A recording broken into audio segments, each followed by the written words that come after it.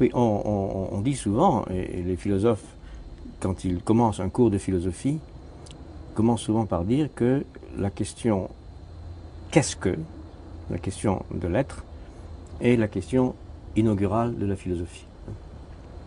Que tout a commencé en Grèce quand des philosophes se sont demandé ti esti, qu'est-ce que c'est que?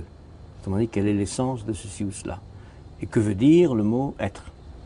Alors, cette tradition s'est prolongée naturellement, mais au fond, la première question sur la question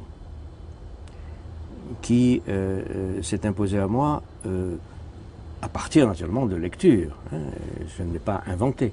La première question sur la question était celle-ci, elle était double en quelque sorte. Premièrement, est-ce que, comme on le dit si souvent, jusqu'à Heidegger compris, est-ce que la forme questionnante est la forme absolument privilégiée ou par excellence de la philosophie? Autrement dit, est-ce que penser, c'est questionner, comme le disent souvent aussi les philosophes, hein? Est-ce qu'il n'y a pas, avant la question, de façon plus radicale, plus ancienne, plus profonde, un mouvement de pensée qui n'est pas questionnant, mais qui est au contraire une affirmation. Alors ça, c'est la première question sur la question qui s'est imposée à moi. Et ensuite, à supposer même que la première question de la philosophie concerne l'être, qu'est-ce que c'est, qu'est-ce que l'être, qu'est-ce que l'essence de ceci ou cela, que veut dire le mot être, est-ce qu'il n'y a pas un présupposé dans la façon dont on comprend l'être?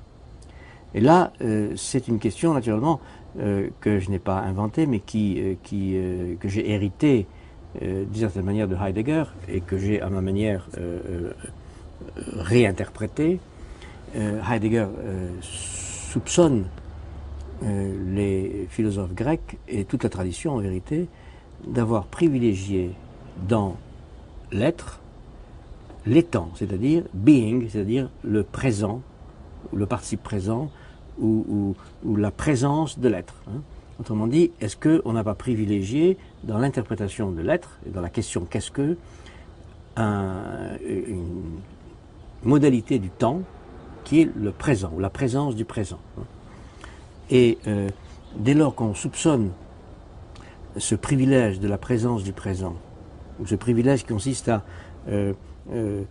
interpréter l'être d'abord comme la présence du présent, et donc le maintenant, est-ce qu'il n'y a pas beaucoup de graves conséquences qui suivent ce désir de présence, ce désir d'interpréter l'être comme présent?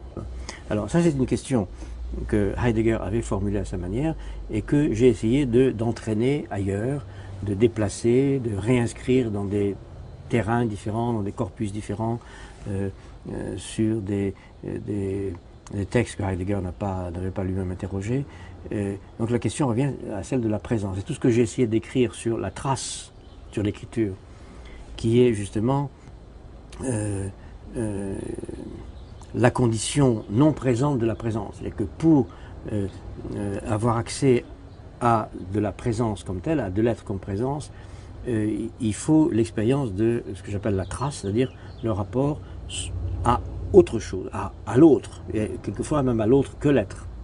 L'autre passé, l'autre futur, l'autre en général, autrui, mais un autre qui ne se donne jamais sous la forme du présent ou de la présence.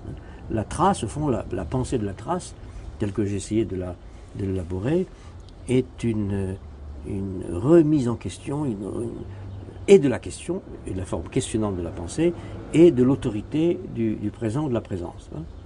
Et donc c'est ça mon explication avec la philosophie, mon débat avec l'histoire de la philosophie, c'est un débat avec l'autorité de la question, du geste questionnant. J'ai beaucoup de respect pour la question, je crois qu'il faut poser des questions, je ne suis pas contre le questionnement, qui est la condition de la critique, la condition de la déconstruction aussi, je ne suis pas contre la question, mais j'essaie de penser ce qui vient avant la question, quelle est la condition de la question. Pour poser une question, il faut que je m'adresse à quelqu'un d'autre. Hein. La question peut être très violente quelquefois, mais même les questions innocentes supposent une affirmation première, c'est-à-dire que je veuille parler à quelqu'un d'autre, que je m'adresse à quelqu'un, et que je dise il vaut mieux parler que de ne pas parler, il vaut mieux se rapporter à l'autre que de ne pas se rapporter à l'autre, et donc j'affirme une sorte de oui, d'acquiescement antérieur, mais je dis antérieur entre guillemets parce que ce n'est pas une question de temps, hein, mais en tout cas préalable du point de vue de l'ordre de la pensée, préalable à la question, au questionnement. Hein. Et ensuite, ayant ainsi interrogé la question, si on peut dire, sollicité la question, vient la question du présent dont je viens de parler, et le travail sur ce que veut dire tracer, écrire, non seulement écrire au sens de ce qu'on écrit sur une page ou sur un computer, hein, mais partout où il y a de la trace, partout où il y a l'expérience d'un renvoi à autre chose, d'un renvoi à l'autre, d'un renvoi à un autre présent, à un passé, à un futur, et quelquefois à un autre temporel qui est plus vieux que le passé ou à venir au-delà de tout futur. Parce que le passé et le futur, en général, sont interprétés comme d'autres présents, comme un présent passé, un présent futur. Et ce que j'essaie de penser, c'est un passé ou un avenir qui ne soit pas des présents modifiés, qui ne soit pas des présents futurs, des présents passés, mais une autre expérience du rapport au passé ou à l'avenir. Et ça passe évidemment par l'autre en général, par autrui en général.